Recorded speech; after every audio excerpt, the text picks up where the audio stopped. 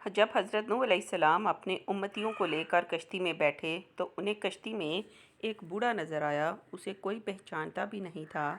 आपने हर चीज़ का जोड़ा जोड़ा कश्ती में बिठाया था, मगर वो अकेला था। लोगों ने उसे पकड़ लिया।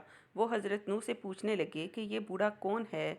हज़रत नूह ने उससे पूछा, बताओ तुम कौन हो। वो कहने लगा, जी मैं शैतान हूँ। आपने सुनकर फरमाया, तू इतना चालाक बदमाश है कि कश्ती में आ गया। वो कहने लगा, जी मुझसे गलती हो गई है, अब आप मुझे माफ़ फरमा दें।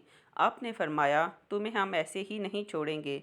तू हमें अपना गुर बताता जा जिससे तू लोगों को सबसे ज़्यादा नुकसान पहुंचाता है।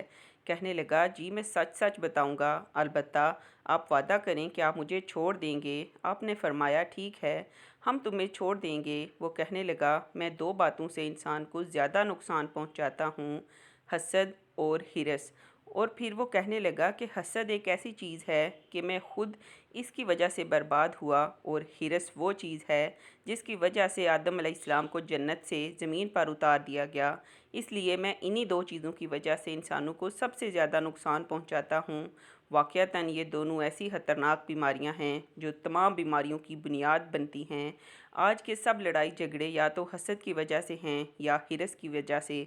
हासद इंसान अंदर ही अंदर आग में जलता रहता है। वो किसी को अच्छी हालत में नहीं देख सकता। दूसरे इंसान पर अल्लाह ताला की नेमतें होती हैं और हासद के अंदर मरोड़ पैदा होते हैं कि वो अच्छी हालत में क्यों हैं।